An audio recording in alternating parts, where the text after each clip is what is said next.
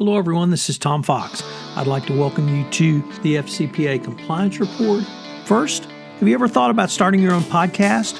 You wanted to talk about something in the compliance or compliance-related field, but really had no idea how to get started?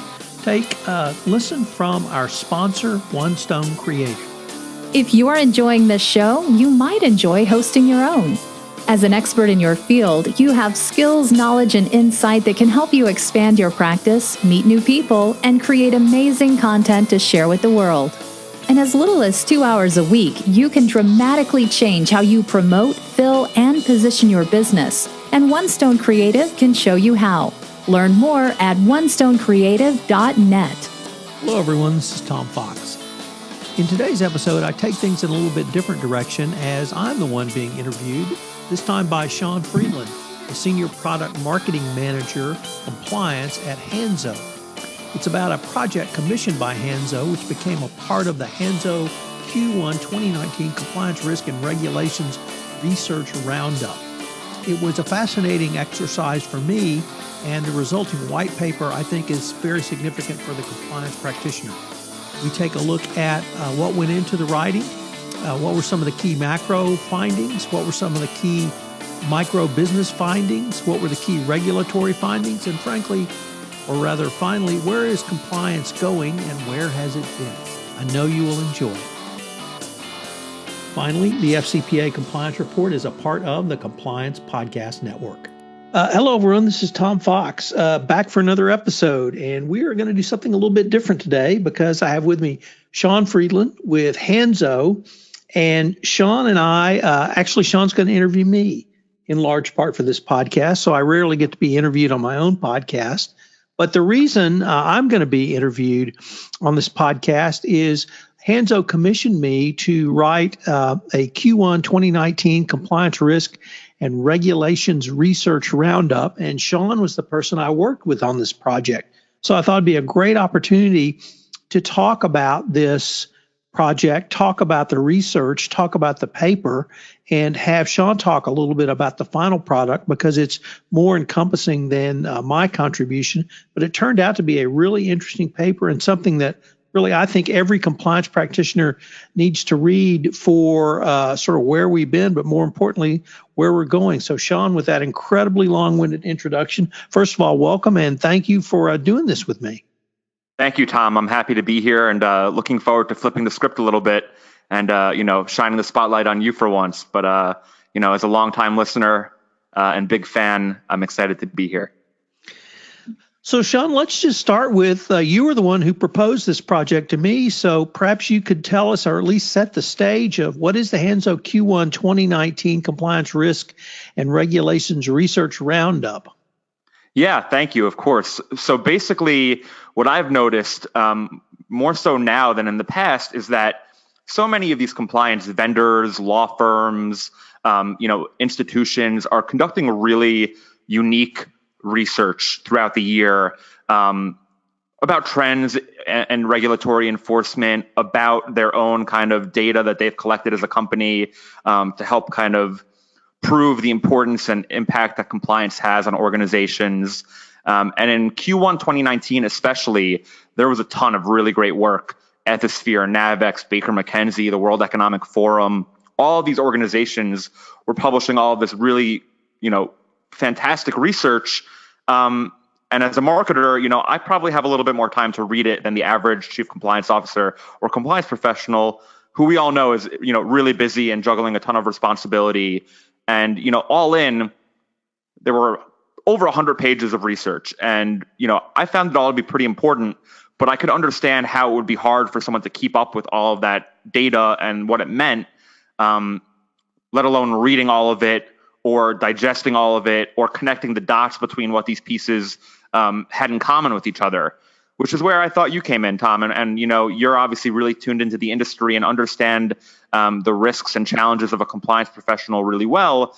And we wanted to work with you to really break down some of the key themes and data in all these different reports and really create an executive summary that someone could read, during their lunch break, over the weekend, during their commute. It's about 12 pages long to really get the gist of what these reports were driving at. and open them up to read the full report if they'd like, but without having to kind of commit that time, give them the nuggets of data that they need to really understand where the compliance and risk landscape is changing for the next year. So, Sean, I'm actually going to turn it over to you and let you throw some questions my way now. Yeah, I'd be happy to.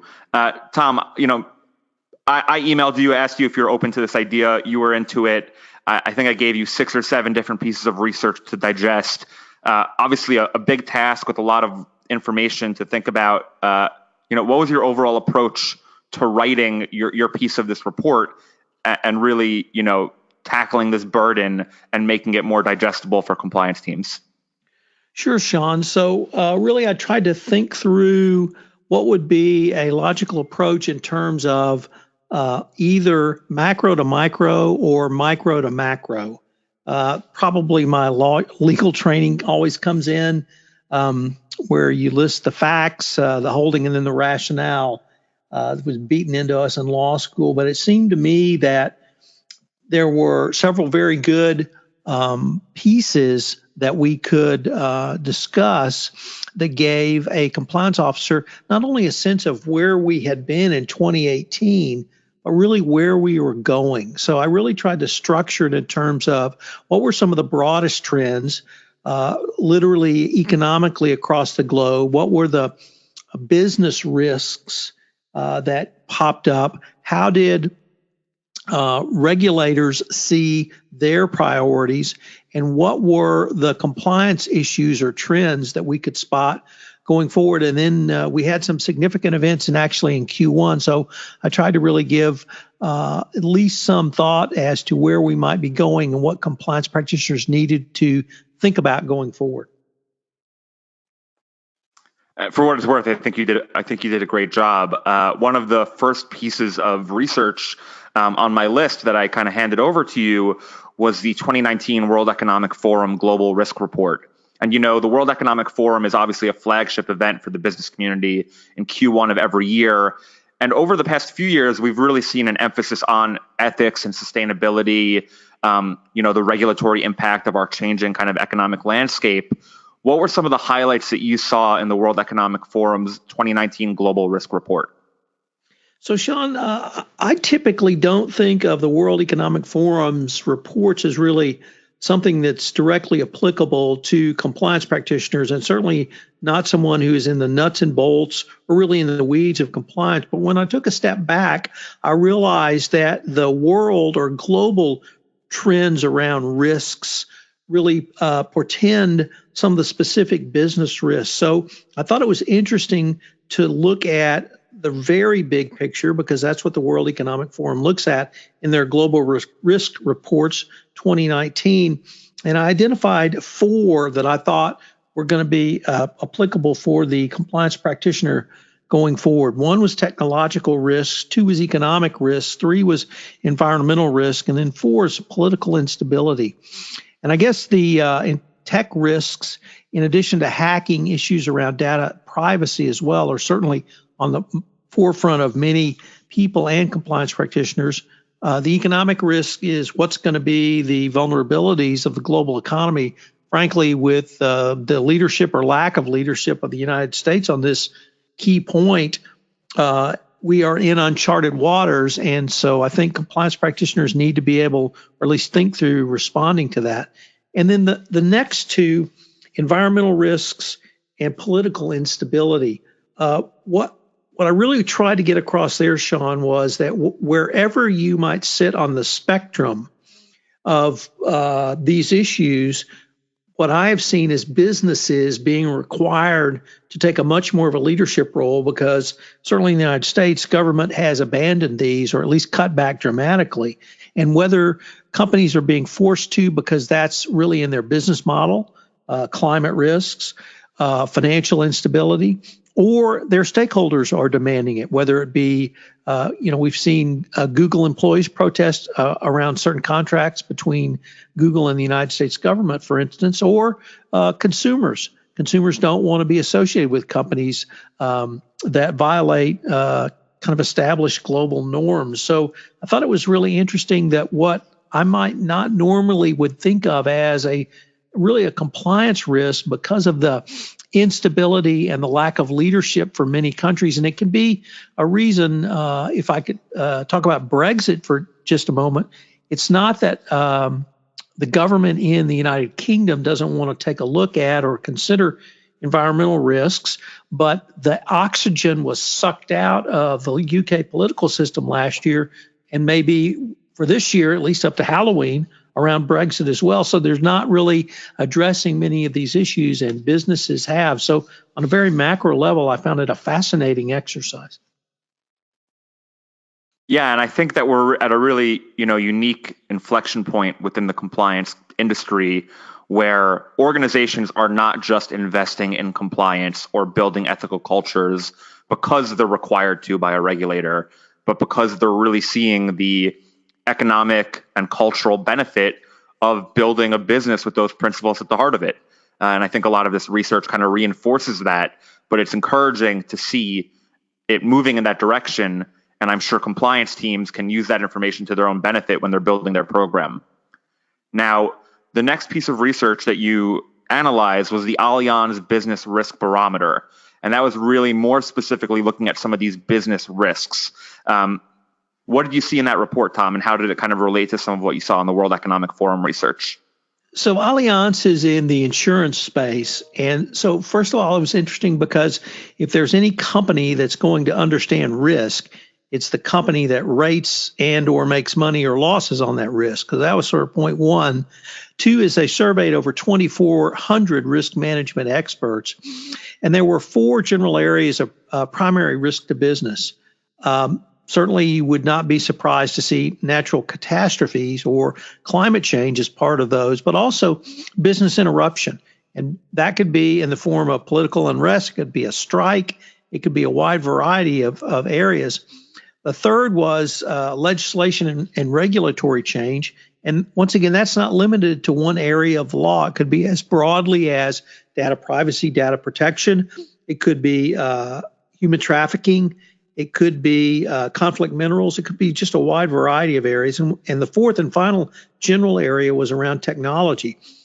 Interestingly, the report acknowledged that technology is certainly seen as a way to help manage risk, but the potential blowback for misuse can bring high costs to an organization.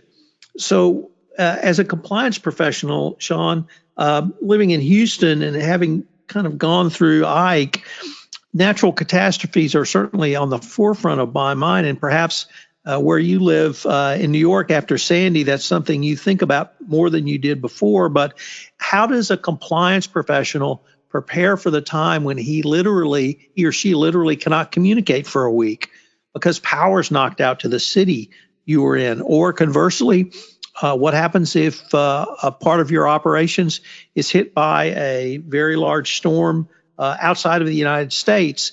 How are you going to communicate with those people, and how are you going to keep the lines open so that the business keeps running, but not simply the business part, all of the disciplines within your organization? So once again, I don't know if it's because they're an insurance company, but I really found their report thought-provoking and really, as you said, Sean, drilled down to a level that many companies face, and indeed the risk management experts they surveyed suggested we all face as well. Yeah, and I think it's truly, what makes that report unique is that what they're expressing as risks or as things to be concerned about aren't necessarily unique, because I think everyone is concerned about the role that technology and data privacy plays in an organization, or business continuity in response to a disaster. But getting that unique industry-specific lens on those kind of common shared challenges, creates unique insights, but it also can inspire thought and kind of problem-solving solutions to your own industry, which might be different from insurance, but maybe unintentionally there's some overlap that you didn't consider in the past. So truly, a really good piece of research. And I fondly remember the week in New York when Sandy hit, and I had no power whatsoever, and it certainly created a number of challenges that I didn't prepare for. Moving on to some of the regulatory enforcement priorities that were shared in Q1, Tom, I know you kind of looked at some of the activity from an FCPA perspective, as well as SEC and FINRA and other kind of widespread regulatory enforcement. What did you pick up on there that you want to share with the audience listening? And of course, anyone interested in reading more about this, go download the report. We'll share details on how to do that later on, but certainly more information shared there. Sure, Sean. So on the regulatory side, I kind of broke it down into an FCPA focused, because many of my audience and your audience would have that concern, but also broader regulatory priorities that could lead to enforcement activities that might not be as foreseen right now.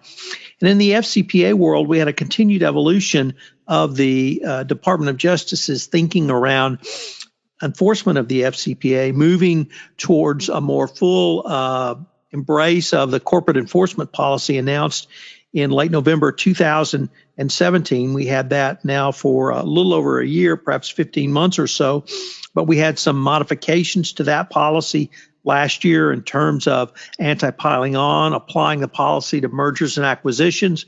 We had a cutback on monitorships. At the end of the year, Deputy Attorney General Rod Rosenstein gave a speech which modified the Yates memo.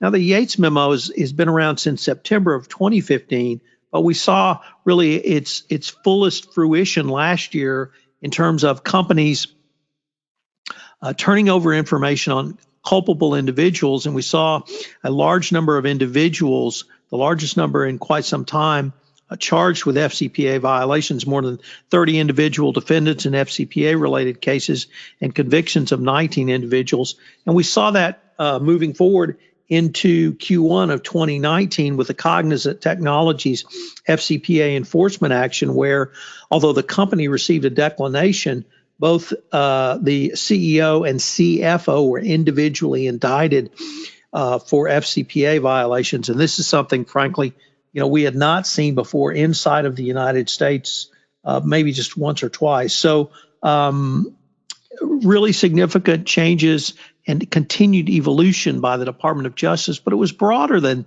simply FCPA, because the Securities and Exchange Commission obviously has a role in FCPA, but they take a look at other key issues. And we also looked at FINRA and SEC examination priorities. And Sean, what I found interesting there was that although these were not anti-corruption compliance regulatory focus or goals, they really showed that the SEC is much more concerned about internal controls.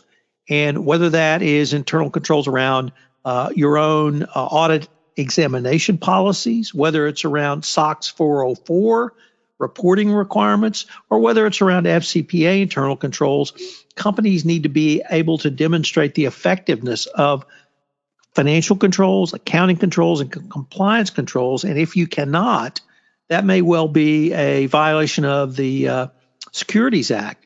And here, the fines and penalties may be less. Nevertheless, if you have to go back and re-audit or you have to restate earnings, that's going to be a significant financial and reputational hit. So when the SEC and FINRA start looking at internal controls, that's something that I think the anti-compliance practitioner needs to pay attention to, because that means that's coming perhaps down the road further than 2019, but I think it's a clear signal the SEC is going to become much more robust in terms of looking at internal controls in a wide variety of areas that may not have led to regulatory or enforcement actions previously. Yeah, and I was recently at the SIFMA conference in Phoenix, where there were some SEC and FINRA members there, and they spoke about that. So I would actually recommend for people more interested in SEC and FINRA specific regulatory enforcement, if you go to SIFMA's website, they actually have a live stream from some of those sessions that were really interesting for that community. You made a great point also while you were talking about that not all of that activity might have the largest fines or the most significant kind of ramifications for non-compliance. But I do think that this idea of program effectiveness, not just from a training perspective, but across the entire compliance department, is obviously top of mind and really essential, and that when there's a vulnerability, even if it's a small one, and if that raises a red flag from a regulatory perspective, that might just expose a more,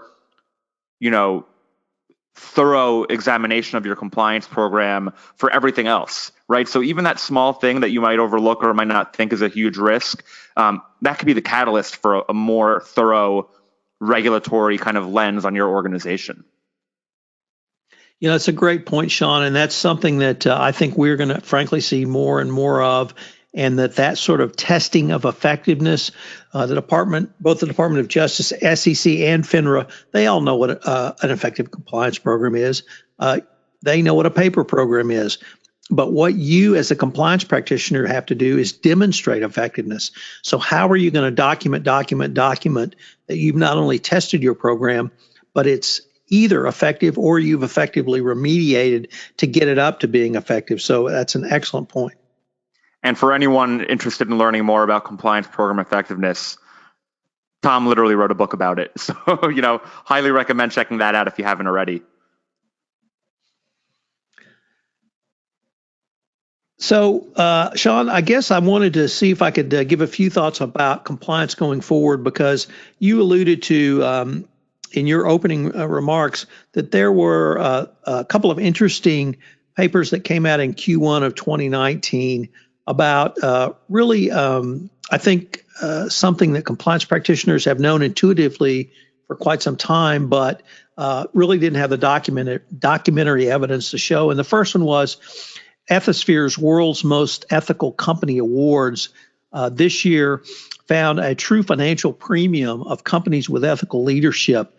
And they found that companies who won the awards outperformed large cap sector over 5 years by 14.4% and over 3 years by 10%. Ethisphere dubbed this the ethics premium, and that really spoke to a clear demonstration that companies that have robust compliance programs, and that means, it's more than robust compliance programs. It is ethics embedded into the organization, starting with leadership, starting with tone at the top, but throughout the organization. Then right at the end of... Isn't that great? I mean, for years, Ethisphere and other people have been collecting data, trying to prove just that point.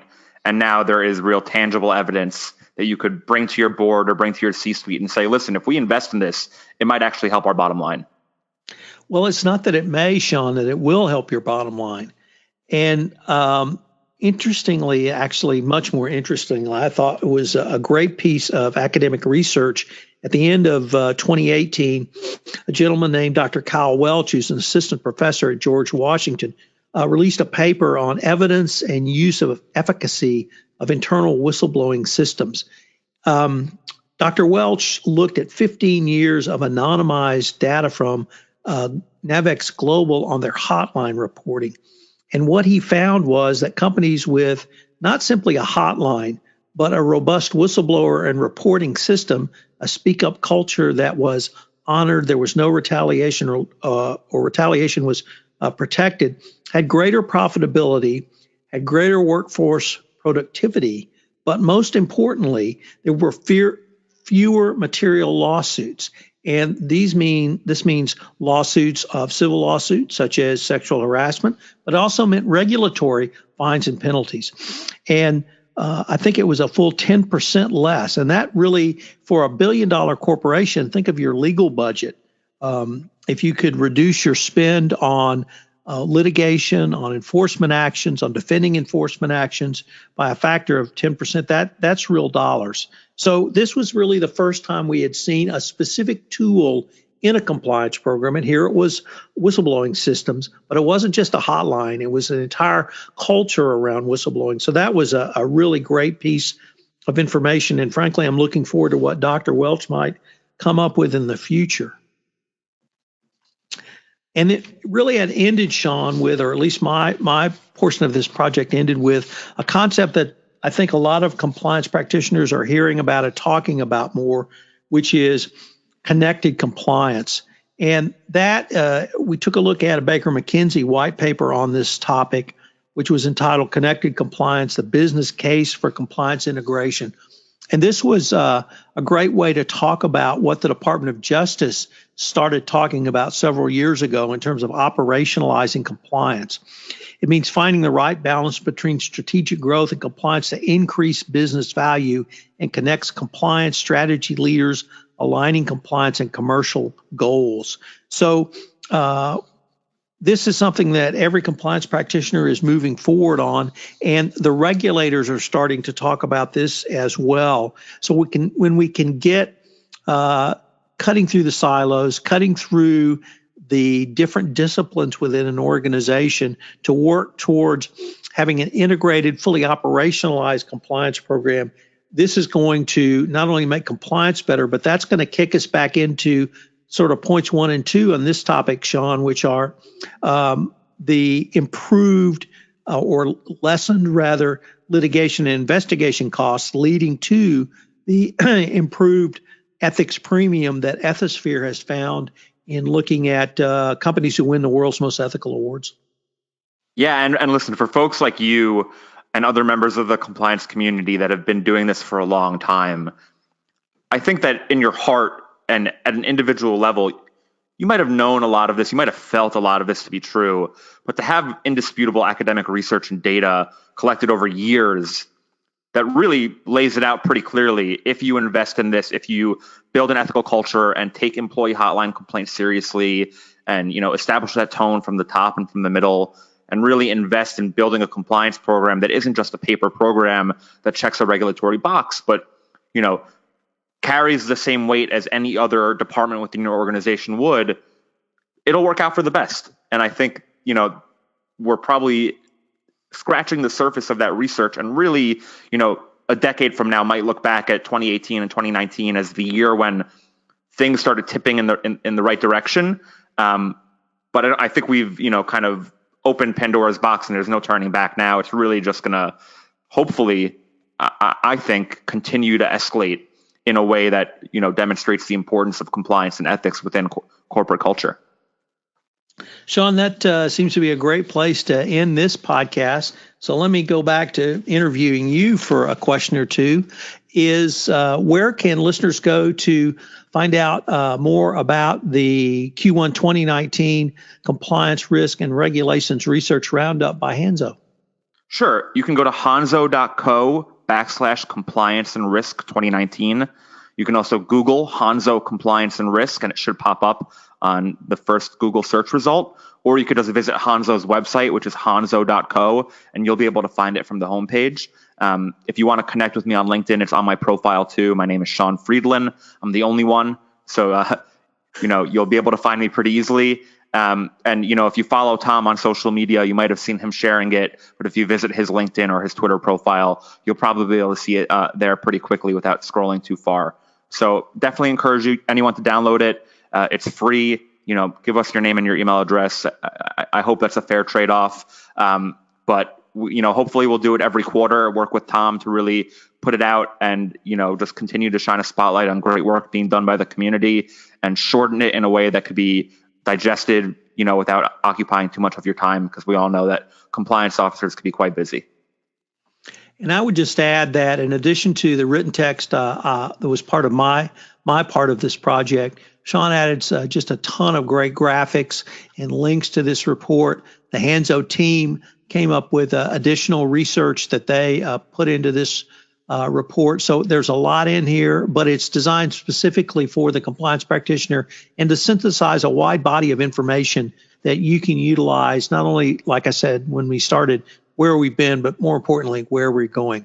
Sean, this was a ton of fun for me, and I look forward to doing it again. Thank you, Tom. Hello, everyone. This is Tom Fox again. I hope you enjoyed this episode of the FCPA Compliance Report.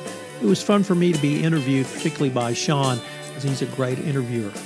We have linked to the Hanzo Q1 2019 Compliance, Risk, and Regulations Research Roundup in the show notes.